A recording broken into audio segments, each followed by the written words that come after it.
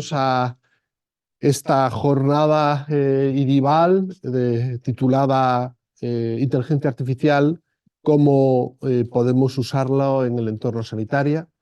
He dicho jornada, una mesa redonda abierta, presencial online. Bienvenidos a los que estáis aquí físicamente y bienvenidos también a los que nos presencian en remoto. Para esta jornada tenemos con nosotros a la gerente del hospital, Dolores Acón, a la que le agradezco especialmente su presencia. Quería venir de alumna, pero nos parece que el refrendo del hospital en todas las actuaciones que tienen el ámbito de la I+D, especialmente en algunas como estas, donde necesariamente se van a tener que desplegar en breve, aplicar y entender desde la visión de los profesionales sanitarios, es especialmente importante. Y además de la gerente del hospital, que nos dará unas breves palabras de bienvenida, tenemos con nosotros a tres grandes expertos de nuestro país en este ámbito, de perfiles absolutamente complementarios.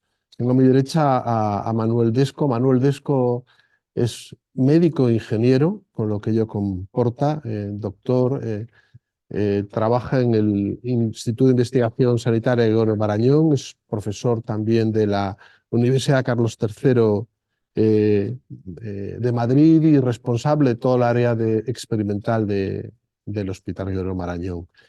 Es responsable de la unidad de imagen avanzada en el CENIC y es un gran investigador innovador en todo el espectro, tanto desde ciencia, generación de conocimiento, hasta generación de innovación, promoviendo patentes, promoviendo empresas, startups y también generando redes de conocimiento. Es el auténtico padre de la plataforma de innovación en tecnología médico-sanitaria y temas que se forjó ahora hace ya casi 15 años.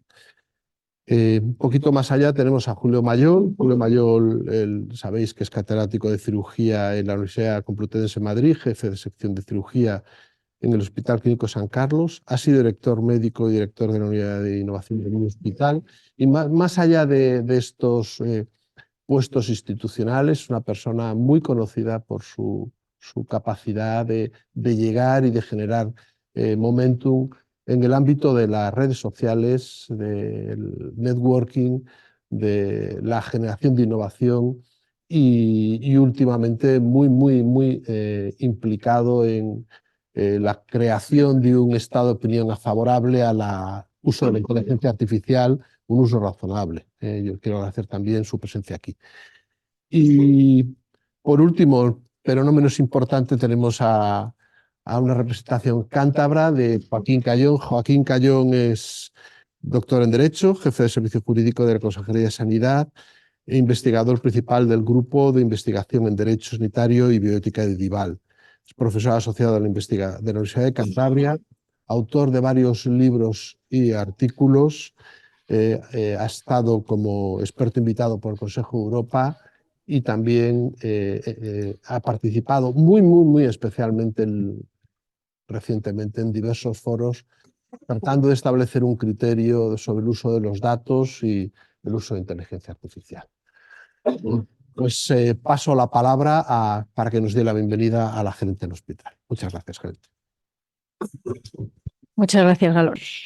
Gracias por permitirme estar aquí hoy con todos vosotros. Sí que, como ha dicho el doctor Peralta, mi intención y me apunté para estar con vosotros ahí como alumna porque entiendo que soy la primera que tengo mucho que aprender porque la inteligencia artificial es algo que ya está aquí.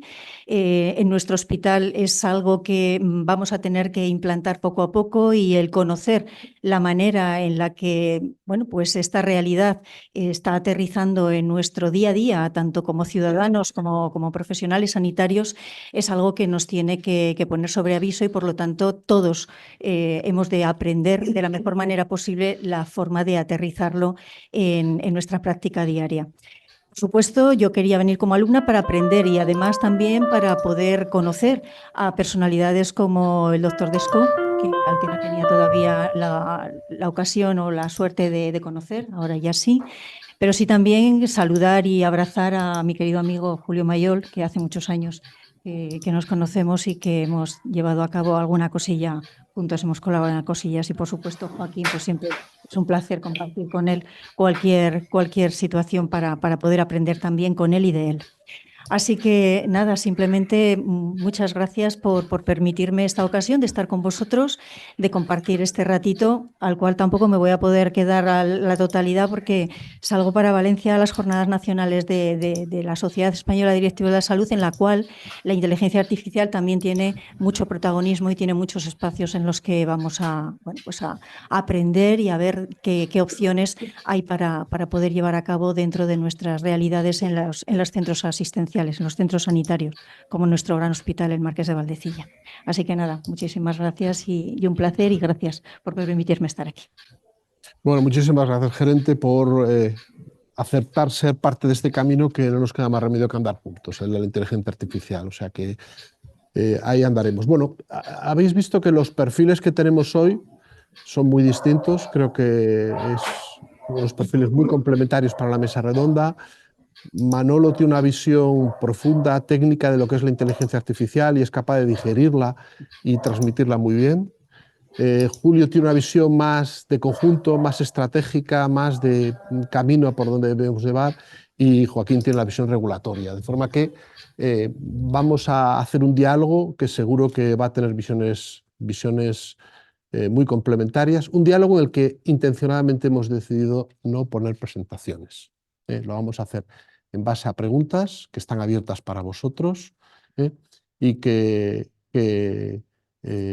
podéis de forma que podéis interrumpirnos en cualquier momento. Tengo que decir que, como es obvio, no hemos elegido el momento tan rabiante en el cual ChatGPT acaba de publicar una nueva versión donde parece que las aplicaciones médicas se multiplican y de vida real, y que nos somete a esta mesa redonda, y yo creo que a todos los sanitarios en general, también a los gestores, a muchísimas preguntas que obviamente no vamos a poder responder hoy, ¿no? Como hay tanto por hablar, yo lanzaría un primer comentario, una primera reflexión para los ponentes, muy general, ¿no? Y tan abierta como, ¿realmente qué os ha impactado? ¿Qué cosas os han llamado más la atención, os han sometido a atención de lo que ha pasado en los últimos meses, semanas o días en referencia a la inteligencia artificial y el uso en los sistemas de salud? Buenos días a todos. Gracias, Galo, por la invitación. Sabes que siempre es un placer estar aquí en Santander con vosotros.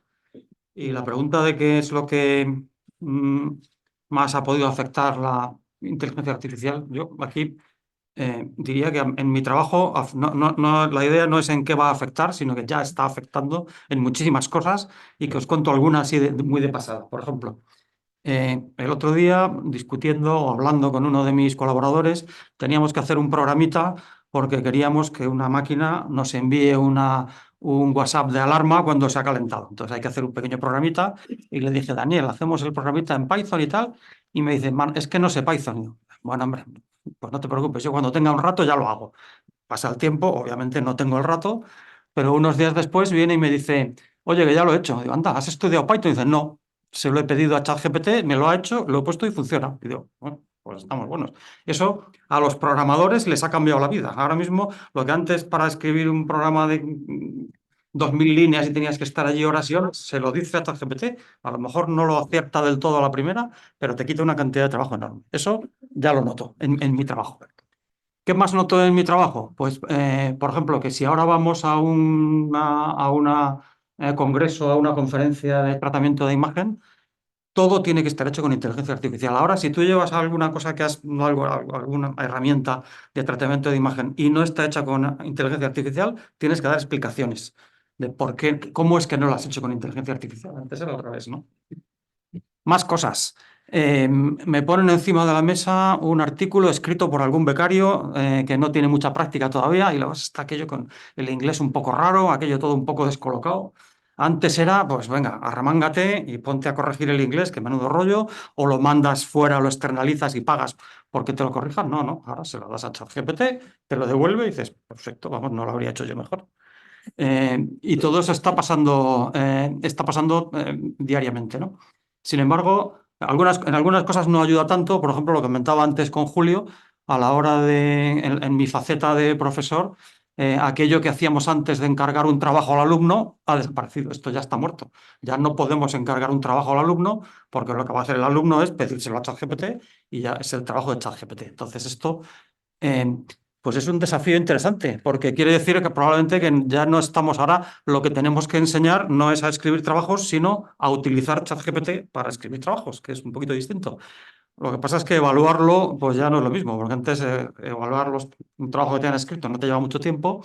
Sin embargo, ahora lo que tienes que hacer es sentarte con el alumno, ver si realmente entiende lo que ha hecho o se ha limitado a copiar, y eso significa muchas más horas y más recursos, ¿no? Entonces, todo eso, mi vida me la ha cambiado totalmente la inteligencia artificial. Sin embargo, salgo de mi despacho y me paseo por el hospital y la vida del hospital no la ha cambiado. Ni me parece que la vaya a cambiar en un tiempo corto.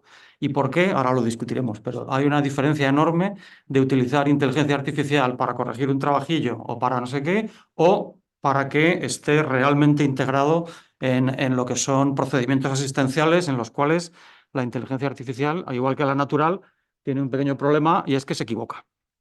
Y antes discutíamos en una tesis que se acaba de leer en esta misma sala de un artículo que se llama To Err is Human, errar es humano. Entonces, para nosotros, errar es humano y admitimos que los humanos yerren, pero no está claro que admitamos tan fácilmente que las máquinas yerren. Entonces, ahí tenemos un conflicto divertido del que tendremos oportunidad de hablar porque cae más del lado legal casi que del lado técnico. Y yo creo que eso explica que de puertas de mi despacho para adentro mi vida ya no es igual después de la inteligencia artificial, de puertas para afuera en el hospital, pues sigue siendo exactamente igual que era antes. Y sospecho que por una larga temporada. A lo mejor discrepas, Julio, pero... Para continuar, no discrepo en absoluto, es la misma conciencia. A mí lo primero que me sorprendió, porque nosotros habíamos estado trabajando hace años con una inteligencia que llamaban tecnologías cognitivas, con Fujitsu en el año 2013, 14, 15. Antes había salido IBM Watson, que ya eran tecnologías que empezaban a hablar. Y aquello había fracasado porque era muy heavy en necesidades tecnológicas, en conocimiento, era un supercomputador, hacía cosas extraordinarias y de hecho ganaba incluso concursos como Jeopardy, que es un concurso en Estados Unidos, pero aquello era costoso, muy costoso, no consumía demasiados recursos para mejorar un poquito simplemente lo que hacía Josep Balselga en el Memorial. Y aquello no encontró salida. Y de repente aparece esto en noviembre de 2022, claro, una cosa con la que yo puedo hablar y además le puedo dar órdenes y me contesta. Y le puedes decir esto de: mira, es que el doctor mayor me operó hace 3 días y me quitó un trozo de intestino porque tenía un tumor, me lo ha hecho por lamparoscopia, una cosa así, me ha hecho una anastomosis, que no entiendo muy bien. El caso es que iba muy bien hasta esta noche y de repente estoy en el hospital y me he puesto fatal. Me duele mucho la tripa, no me tiro pedos, estoy con ganas de vomitar, me siento fatal, me duele mucho, estoy muy malo, ¿qué me puede estar pasando?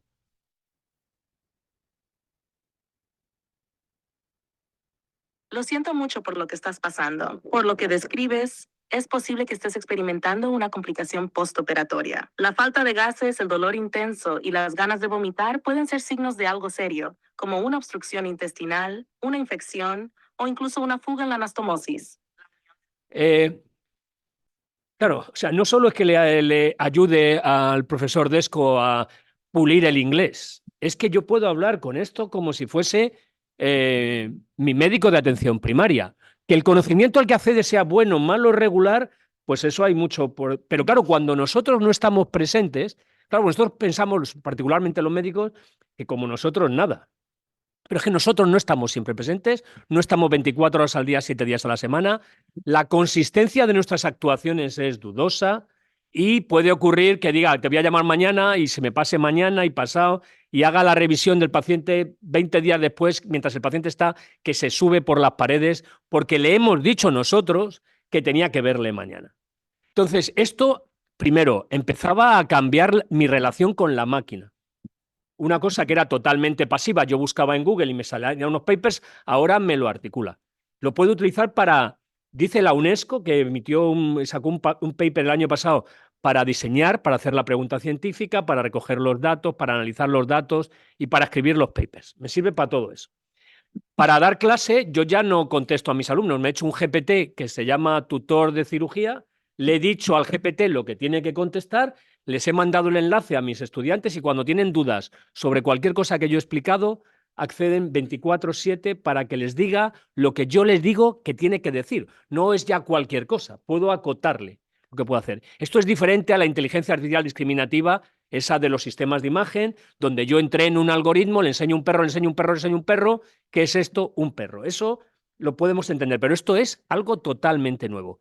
Me sirve para ayudarme en la práctica clínica. Muchos de nuestros residentes no está incorporado al sistema, o sí. Los residentes pasan consulta, pero no, el jefe de sección me ha dejado solo y tenía pacientes, he empezado a contestar, a preguntarle, me ha dicho lo que tengo que pedirle al paciente para hacer pruebas, lo he validado con mi jefe de sección, me ha dicho que ok y lo he lanzado.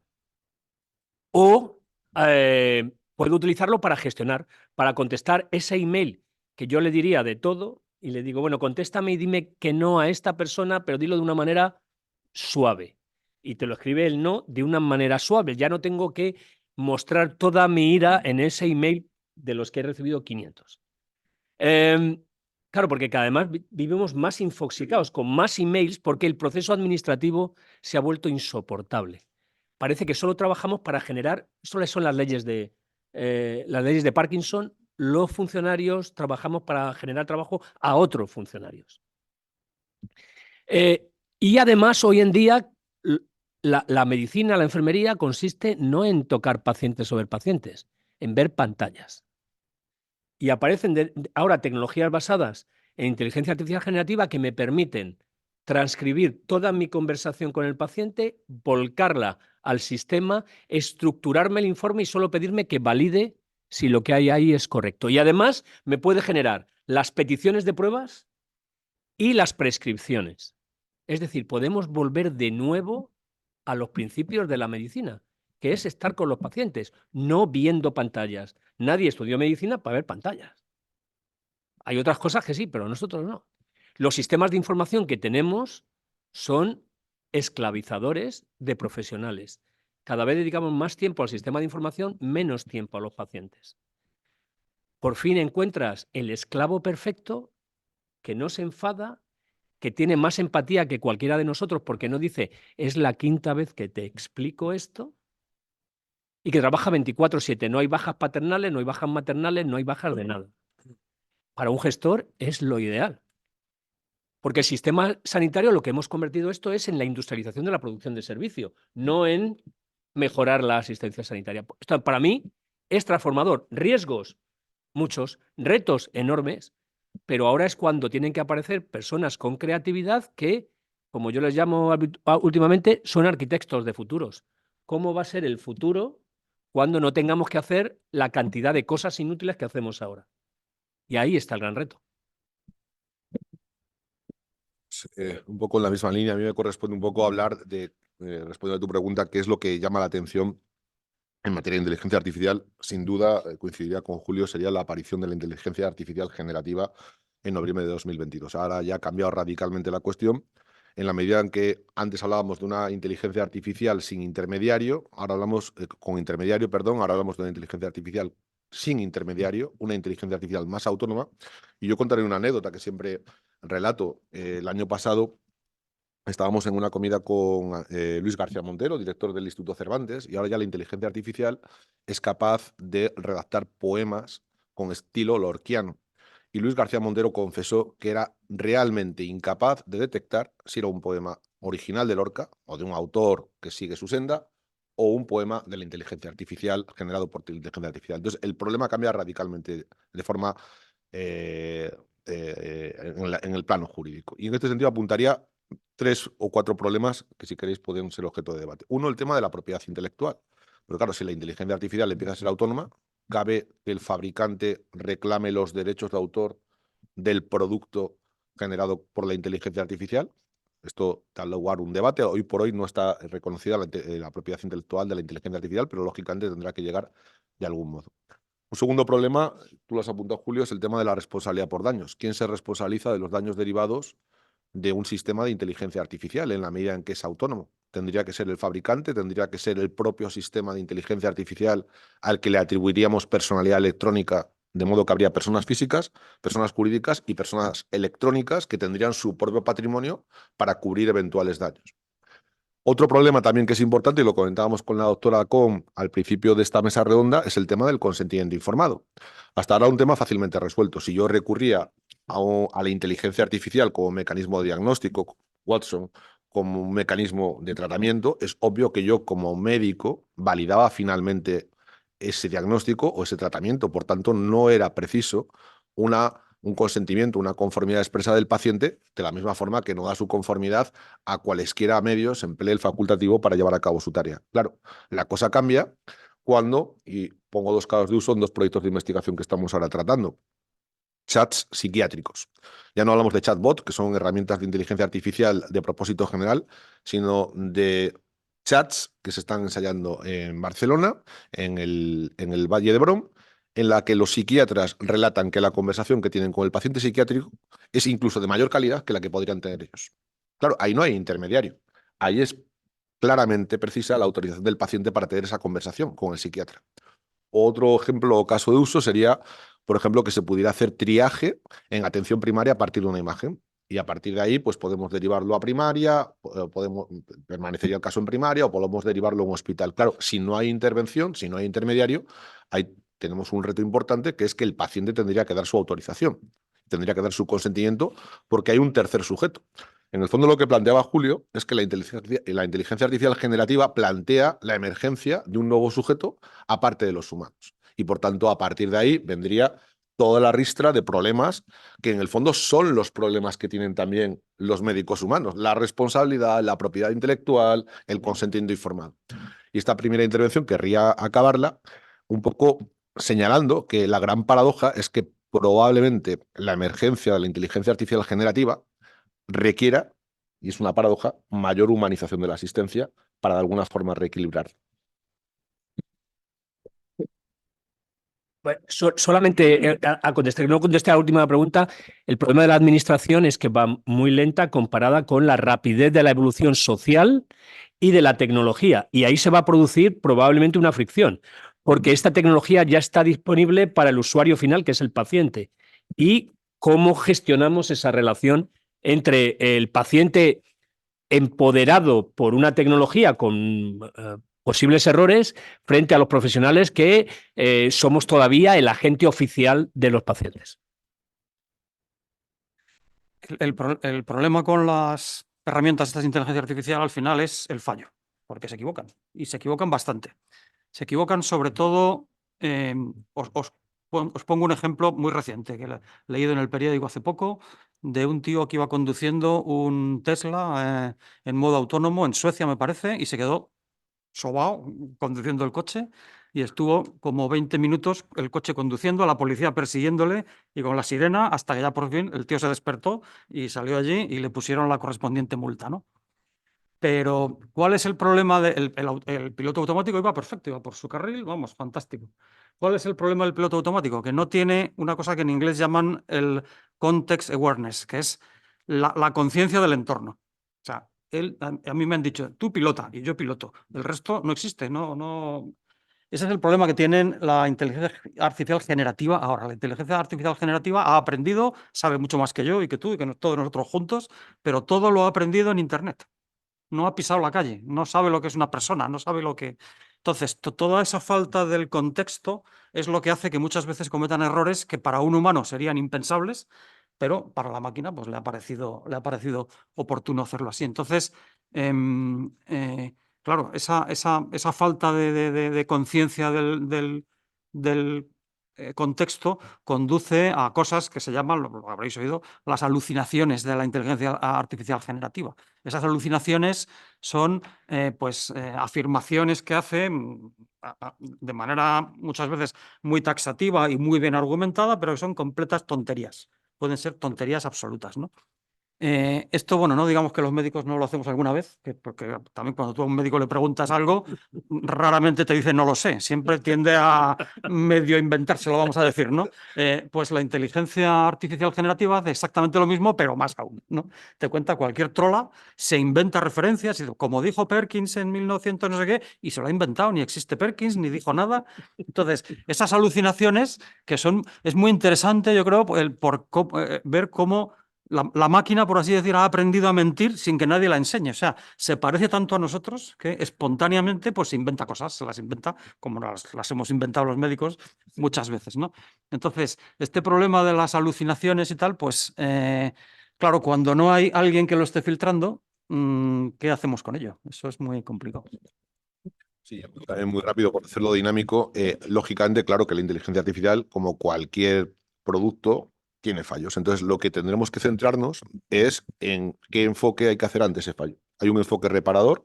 A día de hoy sería responsable el fabricante, pero sobre todo el nuevo reglamento de inteligencia artificial pone el acento en el enfoque preventivo. O sea, no todo sistema de inteligencia artificial es susceptible de ser utilizado en el ámbito sanitario. Y en este sentido, bueno, pues simplemente apuntar que el nuevo reglamento establece 4 tipos de sistemas de inteligencia artificial. Por un lado estarían los que están radicalmente prohibidos, serían los que permiten identificación biométrica de pacientes, porque solo la identificación biométrica está permitida en el caso de políticas de seguridad o persecución de delitos.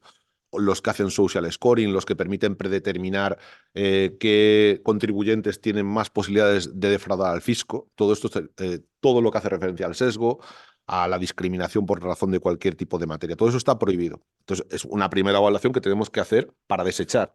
Luego tendríamos los sistemas de inteligencia artificial de propósito general, que se llaman.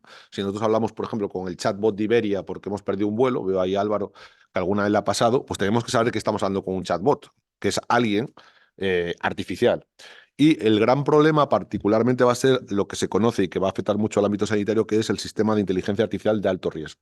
Y ahí los deployers, los responsables del despliegue, que es lo que nos atañe a nosotros, a los hospitales públicos y también a los hospitales privados, en tanto en cuanto desarrollan un servicio de carácter público, tienen que hacer una evaluación de impacto en los derechos fundamentales. Entonces creo que en esto que tú apuntas es cierto, pero que también hay herramientas para que antes de ponernos a aplicar o implementar en nuestra realidad hospitalaria sistemas de inteligencia artificial, hagamos esa evaluación previa. Yo destacaría mucho que el reglamento europeo pone el enfoque no tanto en la reparación del daño a posteriori, sino en un control a priori que consiste justamente en la evaluación del impacto que pueda tener esa herramienta. Siempre va a haber un fallo y siempre el derecho dará una solución, que es la responsabilidad mediante la indemnización de daños y perjuicios. Pero creo que tendríamos que generar, no sé cómo lo verás tú también, Julio, una cultura preventiva y no dejarnos llevar por las alucinaciones o por lo que también se conoce como correlaciones espurias. Hay una estadística muy divertida. Por ejemplo, sabéis que en Estados Unidos el número de personas desde hace 20 años que se ahogan en una piscina coincide literalmente con el número de películas en las que aparece un actor bastante malo, que es Nicolas Cage. O sea, es una cosa alucinante. No falla ningún año. Y bueno, de correlaciones espurias podréis ver la tasa de divorcio, creo que es en el estado de Maine, coincide con el consumo per cápita de mozzarella. Hay alucinaciones en la inteligencia artificial, pero como bien apuntaba Manolo, también la hay en la inteligencia humana muchas veces. Yo creo que para abordar esto desde el punto de vista del sistema sanitario, lo que no deberíamos plantearnos es los puntos extremos que nos van a llevar al bloqueo. Llevarlo a la práctica clínica es siempre mucho más complejo y peligroso, requiere mucho más proceso de reflexión, pero ¿dónde se gasta el tiempo un profesional ahora mismo? En algunos trabajos recientes, un profesional que trabaja en urgencias, un médico, gasta el 48% en interaccionar con el sistema de información del turno. El 48% es simplemente estar viendo cosas y escribiendo en el ordenador, y hace unos 4.000 clics por turno.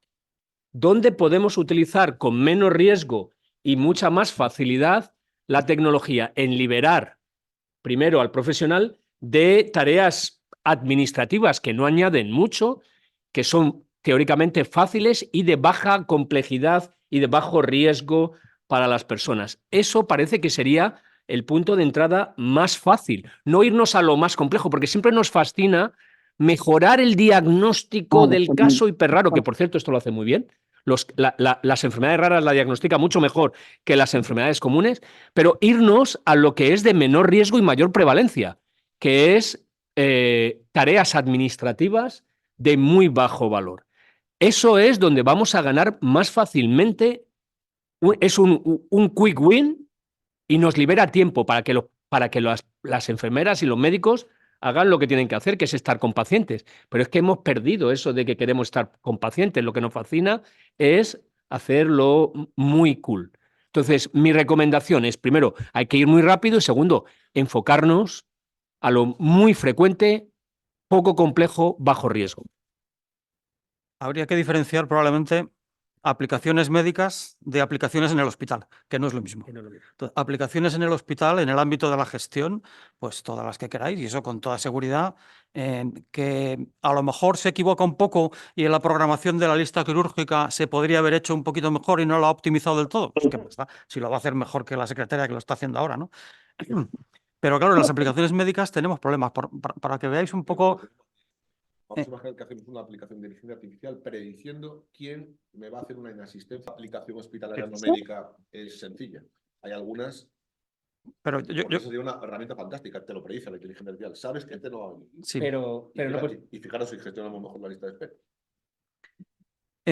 Nosotros estamos trabajando en el área de investigación de mi grupo haciendo herramientas de tratamiento de imagen que, bueno, en un caso concreto me permiten obtener unas imágenes que es parecidas a las de tomografía axial computarizada, pero con mucha menos dosis al paciente, con un equipo mucho más barato y que dices, bueno, esto es una cosa fantástica, están muy bien.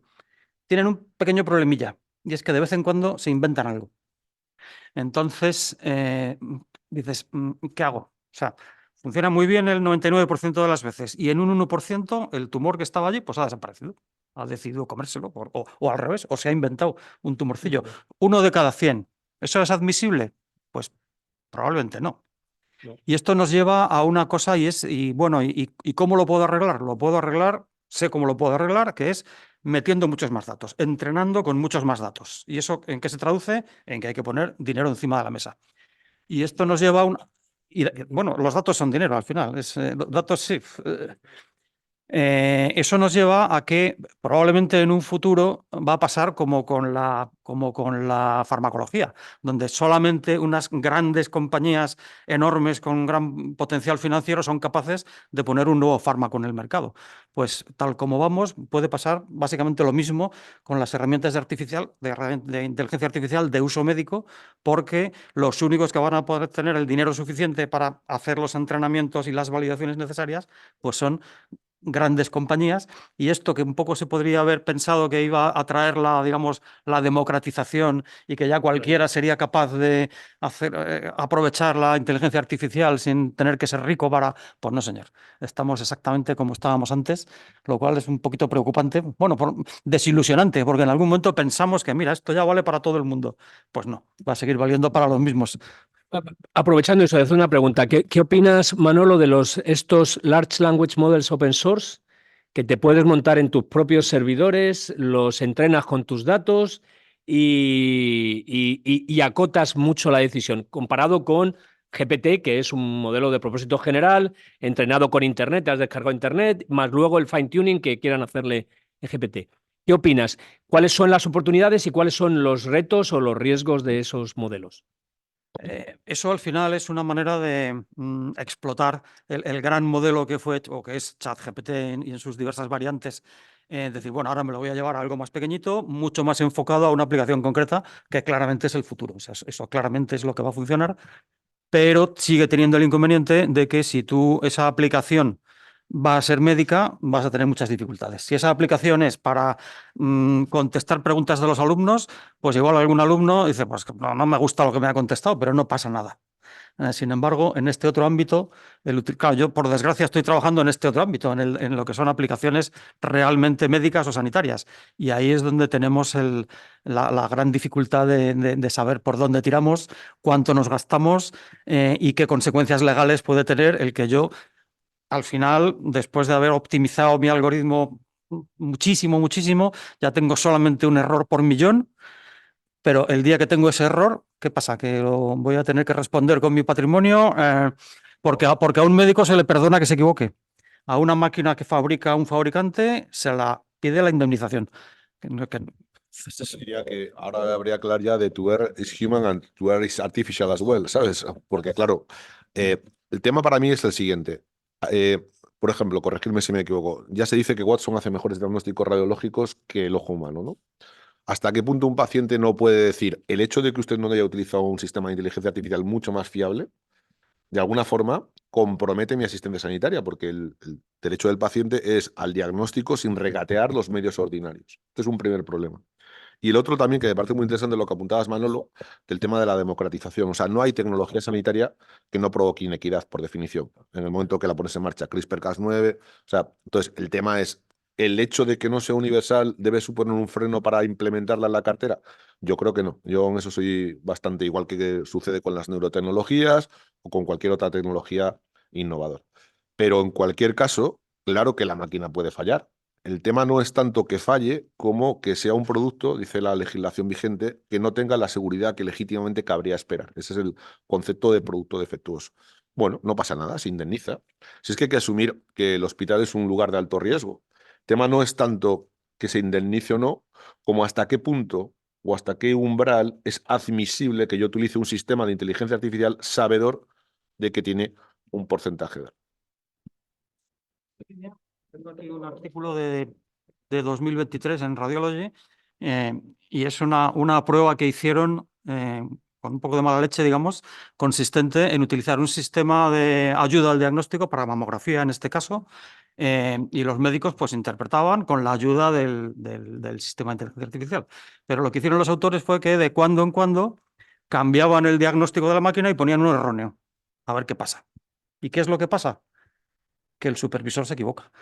Y entonces han introducido un concepto que es el que llaman el automation bias, el sesgo de lo automático, que hace que tú eres el médico, tú lo ves y dices, yo me parece que esto es positivo, la máquina, esto es negativo. Y entonces, uy, pues si lo dice la máquina, va a ser que es negativo. Y entonces me dejo llevar por lo que me ha dicho la máquina, aunque supuestamente soy yo el supervisor. Eso está publicado el año pasado, sucede y va a seguir sucediendo, claro. Pero eso es un problema, porque ¿quién va contra la máquina? O sea, ¿cuán seguro estás de tu diagnóstico para decirle que la máquina, que supuestamente ha sido entrenada para ser más precisa que tú, es la que se equivoca? Eso cambia la toma de decisiones por parte de los humanos. No estamos acostumbrados. Siempre hemos tenido a alguien con más autoridad al que has consultado y le has dicho qué te parece a ti esto. Las sesiones clínicas son, de alguna manera, una manera de controlar eso y de aprender todos. Pero claro, aquí, ¿quién va contra el diagnóstico de una máquina que aparentemente está entrenada para ser mejor que tú? Y luego quería traer a otra pregunta para Joaquín. Yo soy un gestor, o cualquiera de nosotros, y ¿por qué no podemos meter GPT-4 ahora mismo en el sistema? Porque si ya está ahí y todo el mundo lo utiliza, ¿por qué no lo empezamos a utilizar libremente? ¿Por qué no cojo yo las historias de mis pacientes y, aunque no esté metido, lo cuelgo aquí y empiezo a hacer cosas? Muy provocador, como acostumbras. Vamos a ver, ningún problema en que utilices ChatGPT, pero responsabilízate del resultado, ¿vale? O sea, ese es el tema. Estamos hablando, el caso que planteaba también Manolo, es de inteligencia artificial predictiva. Yo lo que no veo es admisible que estés utilizando, por ejemplo, Watson, si Watson no te mejora el diagnóstico, sino que simplemente te optimiza el proceso y te industrializa el proceso y puedes hacer muchos más diagnósticos mucho más rápidos. Pero si realmente es el mecanismo más fiable que tienes para hacer un diagnóstico, ahí no hay ningún problema en utilizar la herramienta como cualquier otra. Al fin y al cabo es un método de diagnóstico. Y recordemos que el error en diagnóstico no siempre supone responsabilidad médica en medicina. Lo que supone la medicina es una obligación de medios y eso afecta también al diagnóstico, ¿eh? Siempre y cuando se hayan empleado los medios conforme a cartera y no se hayan regateado, dice la ley, los medios ordinarios. Entonces yo distinguiría un poco utilización de inteligencia artificial para optimizar e industrializar el proceso. Entonces, claro, estoy perdiendo calidad para ganar cantidad. Eso no es admisible. Pero si realmente, si tengo la herramienta A y la herramienta B y la herramienta que es la inteligencia artificial es la más certera, obviamente tenemos que apostar por la... La pregunta que os haría a todos es, si tenemos una herramienta de diagnóstico de un porcentaje del 99 y otra del 95, pues claro que querríamos la del 99. El problema es que muchas veces utilizamos la inteligencia artificial para hacer muchos más diagnósticos, que no es que sean más fiables, sino que permiten hacer muchos más. Ahí es donde entiendo que ese riesgo no es aceptable. Y tu tema era... ¿Por qué no puedo utilizar una inteligencia artificial como GPT-4? Claro. ¿Por qué razones? ¿Por los datos? Sí puedes. Igual que puedes ver la enciclopedia británica. Es que yo lo veo así. El problema es cuando sea generativa y tú desaparezcas de la ecuación. Entonces, se abre un abanico de problemas legales radicalmente distinta. Hasta ahora, pues como si utilizas la enciclopedia británica, como si acudes a una base de datos, como si te lees un paper. Es una herramienta que está a disposición del facultativo, pero la última instancia y, por tanto, el centro de imputación de la responsabilidad es el facultativo que la valida. Por eso soy de los que sostiene que el paciente no tiene derecho a dar su conformidad respecto de los mecanismos que utiliza el facultativo en relación con el tratamiento o con el diagnóstico, salvo, lógicamente, que le pueda suponer un perjuicio para la salud.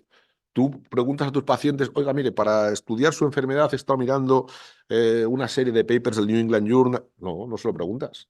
Tú llegas a una conclusión sobre la base de unas herramientas previamente disponibles y es tu conclusión, no es la de la herramienta de inteligencia artificial. El entorno cambiaría si el sistema permitiera que directamente interactuaras. El caso de uso que estoy contando del chatbot psiquiátrico. Ahí desaparecen los psiquiatras y te pones a hablar con el chatbot. El reto que tenemos es que los propios psiquiatras dicen, joder, es que esa conversación, no ya en términos de cortesía, que por supuesto, sino en términos de calidad esencial, es mejor que la que yo mismo mantendría. Entonces, la gran pregunta es, y de ahí se derivarán muchas consecuencias, ¿deberíamos plantearnos desaparecer de la ecuación como facultativos? Un articulito muy reciente también en el Clinical Infectious Diseases, y es un artículo de unos tíos también del 2023 que están muy preocupados porque están observando que en vez de llamar a tu consultor de enfermedades infecciosas, llamas a ChatGPT a ver qué te cuenta. Y entonces, pues, ¿qué es lo que pasa? Claro, estos están viendo que ChatGPT, lo que decíamos antes, si le preguntas una cosa recóndita de una enfermedad que nadie se conoce y tal, pues seguro que lo hace mejor que tu consultor. Pero cuando es una cosa normal, meten la pata de una manera asombrosa. Entonces, ya bueno, pero una cosa es que llames al doctor Google siendo el paciente y otra cosa es que si eres el médico que tienes, vamos, un caso concreto era, tengo un paciente que dice, ¿con qué trato una infección por Staphylococcus aureus? Y le dice el cacharro, pues por esto, esto y aquello. Y dice, no me ha preguntado si es METI-R o METI-S, no me ha preguntado si es resistente o no es resistente. Y eso es esencial, o sea, porque el tratamiento no tiene nada que ver, pero no, a la máquina no le pareció relevante. Entonces, ¿por qué? Pues porque no se sabe el paciente, porque no se sabe. Entonces, decimos que es más barato o va a ser más barato consultar a ChatGPT que a un consultor humano en enfermedades infecciosas. Y a lo mejor por eso va a funcionar, no porque sea mejor, sino porque va a ser más barato, porque el consultor en enfermedades infecciosas come y hay que pagarle el sueldo y al ChatGPT no. Entonces, siendo más barato y no necesariamente mejor, pues puede ocurrir que acabemos dependiendo de... ¿Y si realmente fuera mejor? Ahora mismo, hoy no lo es.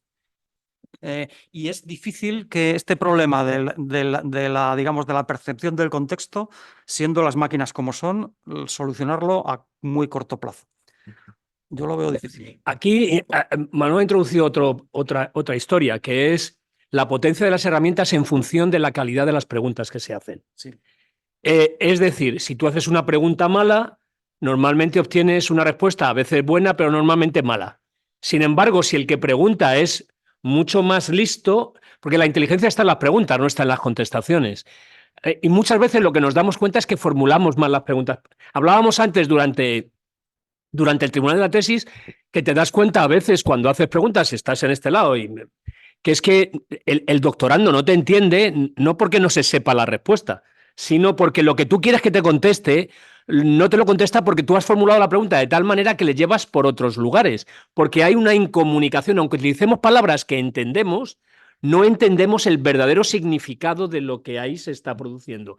Y esto se nota mucho con ChatGPT. Uno mejora mucho sus preguntas cuando se da cuenta de que pregunta y lo que le contesta no es lo que uno esperaba que le contestase. O sea que hay una parte de refinamiento, de fine-tuning de las preguntas que son muy importantes. Es decir, un experto va a sacar probablemente más ventaja a GPT que una persona menos experta por la calidad de sus preguntas. Es la que necesita el consejo, por cierto. Claro, que ese es el problema, cómo preguntas.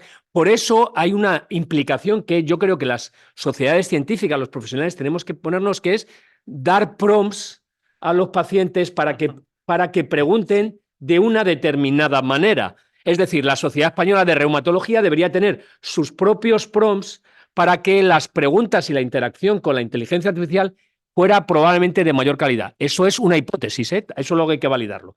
Y luego está el problema que quería abordar para la gente que se le ocurra coger GPT-4 y empezar a volcar historias de los pacientes, que es que esto rompe la privacidad del paciente. Es decir, si yo cojo la historia de un paciente del Valdecilla y la meto aquí en GPT-4, primero, estoy violando su privacidad. Segundo, los datos van a ir a un servidor en Estados Unidos que incumple la ley.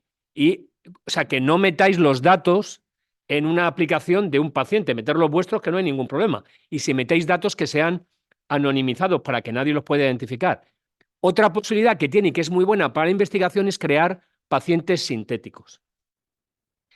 Yo tengo 3 pacientes con Duchenne y quiero hacer un brazo control y le puedo pedir que me genere un brazo control sintético o que me genere 50 pacientes como estos 3 que tengo para que mi N aumente y pueda intentar validar, por ejemplo, cómo funciona un algoritmo. Eso es una posibilidad que es útil y que además te sirve para generar también pacientes sintéticos para evaluar a estudiantes. Casos clínicos que permiten evaluar las capacidades de los estudiantes. Y eran temas que quería abordar. No, totalmente de acuerdo. Yo, de todas formas, creo que, sinceramente, la línea fronteriza va a ser pasar de intermediario a no intermediario. Sí, esa es la revolución. La revolución es que antes, cuando éramos los gurús, los magos de la tribu, hablábamos con los dioses, interpretábamos el conocimiento, fuera el que fuera, lo aplicábamos a una persona, la gente normalmente se moría, salvo que tuviera cosas poco importantes, y éramos el agente entre el conocimiento y el usuario final. Cuando aparece la revolución científica, hablamos con el estudio prospectivo aleatorizado, lo interpretamos y lo aplicamos en el usuario final, y ahora hay una tecnología que lleva el conocimiento, sea este bueno o malo, al usuario final sin un agente, y eso es posible hacerlo. Y eso cambia, lo más importante es que cambia todo el flujo de poder en nuestra sociedad. Porque el poder del sector sanitario, y particularmente el médico, pero también de los abogados, estaba en que controlábamos el flujo de información. El que controla el flujo de información tiene el poder. La manera de generar poder es crear cuellos de botella, que todo tenga que pasar por mí. Y eso me da poder. Y ahora de repente hay algo que nos bypassea. Para lo bueno o para lo malo, nos bypassea. Y eso es, desde el punto de vista de estructura social y de flujos de poder, es revolucionario. Que lo tiene otro, el que hace la máquina, porque cuando me controla, me da acceso o no me da acceso, está gestionando el poder dentro de la sociedad. Muy rápida. ¿Permitiríais que, según en qué casos, el sistema interactuara directamente, sistema de inteligencia artificial, con los pacientes? Empiezo yo. Recordad, hay 4.500 millones de habitantes en el planeta que no tienen acceso a ningún agente de salud.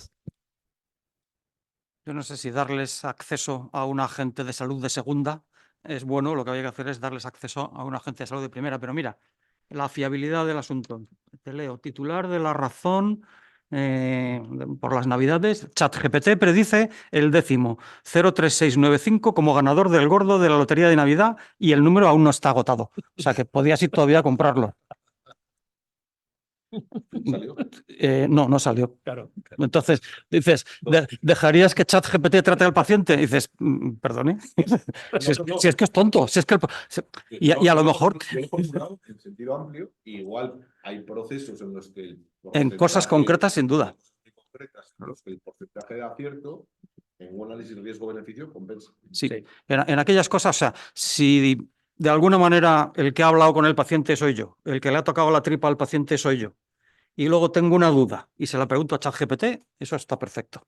Pero ChatGPT no habla con el paciente, no sabe lo que es un paciente, no le toca la tripa, no ve si está pálido, no ve si la familia está... Una consulta psiquiátrica en la que la primera consulta la has hecho con el psiquiatra humano y luego son, digamos, dudas, cuestiones de seguimiento en las que, como consecuencia de la ausencia de recursos, el propio sistema de salud, no a iniciativa del paciente, el propio sistema de salud te habilita que puedas tener una charla con el psiquiatra artificial. Para cuestiones que ya digo, que no sean, ha habido una primera consulta, o sea, no lo hace la... De decisiones que cambian diagnóstico. Eso es, vamos a empezar con lo live y no comienza la relación asistencial clínica de virgen. Yo lo haría. Yo dejaría, teniendo en cuenta que si no, no vamos a llegar a poder producir servicio para tanta gente.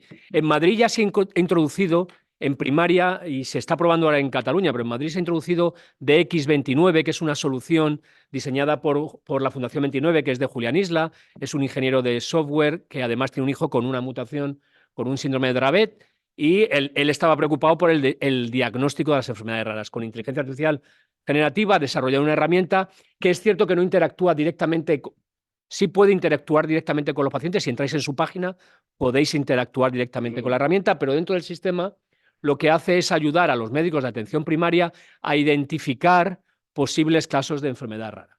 Claro, para eso es muy ventajoso. También está pública, porque son enfermedades raras. Otra es para cosas muy prevalentes de baja complejidad, para seguimientos, donde lo importante es tener una interacción. Por ejemplo, Tucubi, que ya está también en uso en Madrid. Tucubi es un asistente telefónico que tiene marcado CE, que es más fiable que las enfermeras para hacer el seguimiento de pacientes después de CMA, pero ayer lo contaba María, cuando lo implantaron en un hospital en Madrid, lo que hicieron las enfermeras, que antes no llamaban a los pacientes, es durante un mes llamar todos los días a los pacientes para ver si la inteligencia artificial se equivocaba o no. No se equivocaba la inteligencia artificial hasta que ya se convencieron y dejaron de llamarlo. Para ese tipo de cosas es mucho mejor que tener una persona dedicada quemándose todo el día llamando a pacientes que el 80% están bien. Esto que tú has dicho, que es una idea estupenda, pero como toda idea estupenda ya la ha tenido alguien antes. Sí, pero entonces esta idea estupenda ya la ha tenido alguien antes, y entonces los americanos que tienen un modelo de negocio, vamos a decir, por el cual pacientes o personas en general se pueden suscribir a una especie de chat para poder hacer preguntas. Ahí te contesta un médico y le puedes preguntar cualquier cosa que se te ocurra. ¿Son buenas las lechugas para tal? Entonces hicieron una prueba donde en un sistema de estos hicieron, por una parte, las respuestas que daban los médicos que están contratados, y por otra parte, pasar la misma pregunta a ChatGPT y ver qué es lo que salía. Y entonces un panel de evaluadores comprobaron cuál era la exactitud de la pregunta y cuál era más empática y más cercana al paciente. ¿Qué crees que salió? En las dos cosas. En el 80% de las veces la inteligencia artificial daba una respuesta más exacta, y en el 80% de las veces se percibía como mucho más empática, y ahora realmente me han hecho caso y me han entendido. Y era la inteligencia artificial.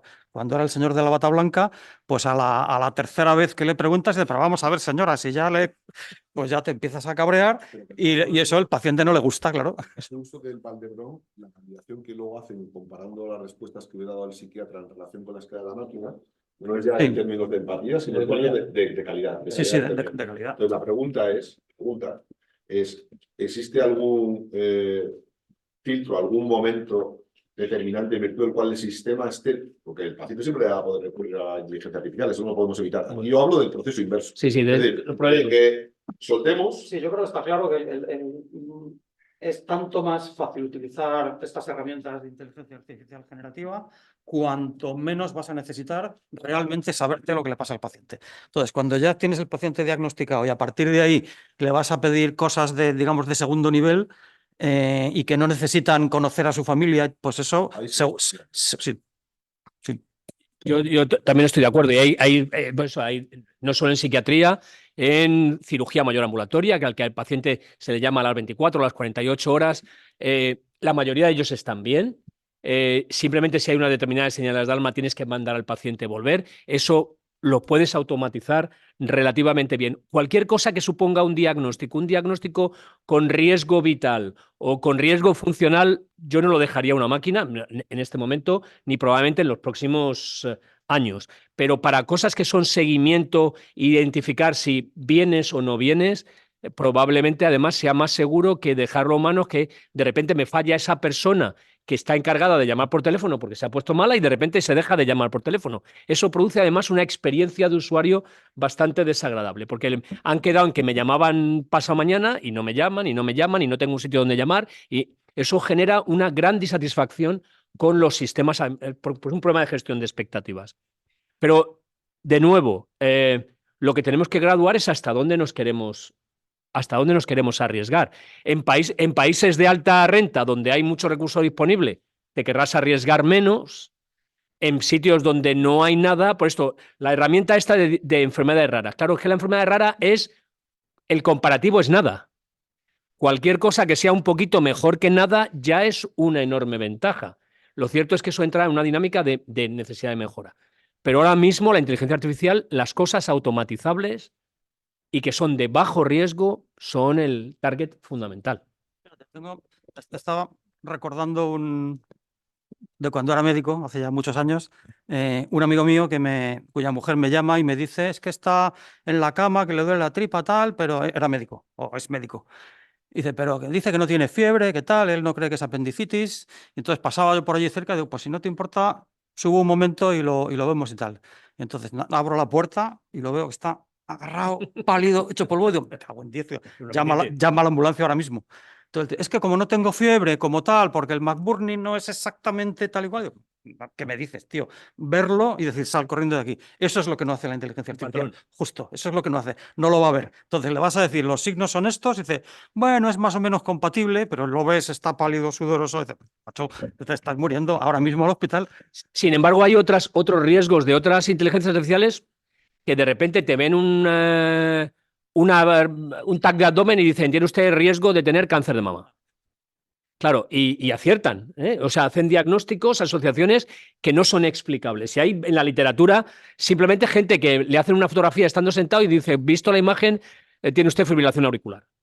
Eso genera también un sistema opuesto. Me creo la mitad de la mitad, pero bueno, lo cierto es que esto que estamos hablando es una cosa que tú habrás vivido, que eres clínico, yo no, y es el caso del que te llama por teléfono, Julio, es que mira, tengo por aquí, por allá, ¿qué hago? Y dices, pues si no te importa, ven y te veo, porque si te hago la consulta por teléfono me quedo muy nervioso, me voy a equivocar. Pues esto, la ChatGPT solo hace consultas por teléfono. Fíjate nosotros lo nerviosos que nos ponemos cuando alguien nos pide tomar una decisión por teléfono. Dices, y aunque lo veas claro, dices, pero joder, ¿qué trabajo te cuesta venir aquí? Que las cosas cambian radicalmente, ¿no? Ese es el conocimiento del contexto, que es lo que... Pero bueno, es cuestión de encontrar cada nicho... Bueno, prácticamente se ha pasado la hora. Y no nos ha hecho ni una pregunta, creo una, ¿no? Magnífico.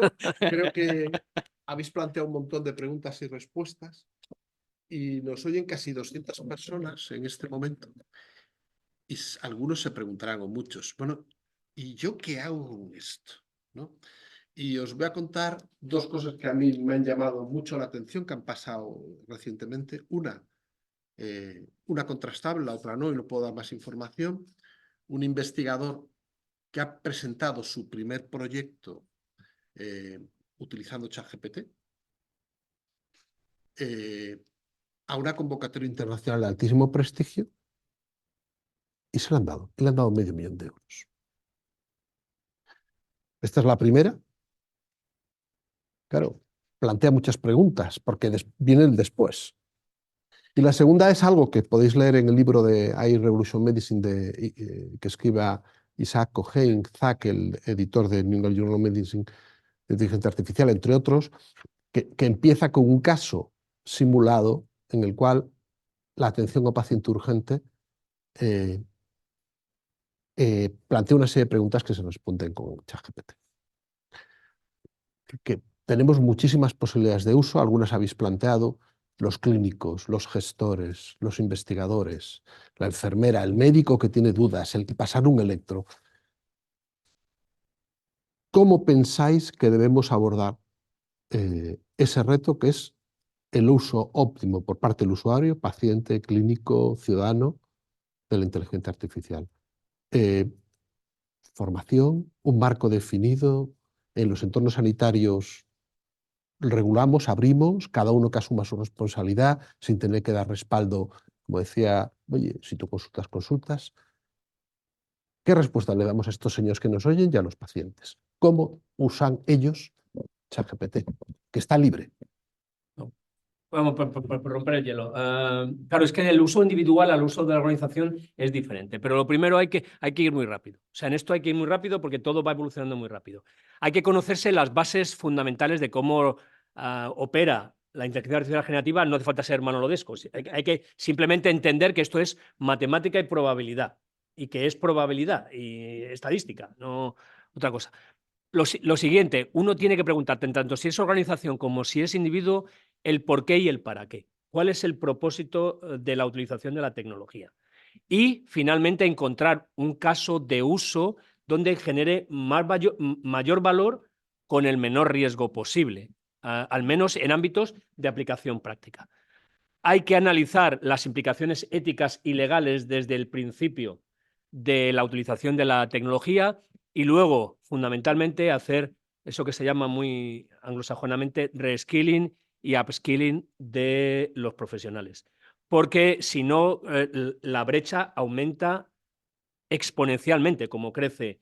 Y decía Harari que va a haber dos tipos de personas. Unos, los que utilicen bien, no los que utilicen, sino los que utilicen bien la inteligencia artificial, y luego esa useless class, esa clase inútil, que lo que va a tener es una renta mínima vital.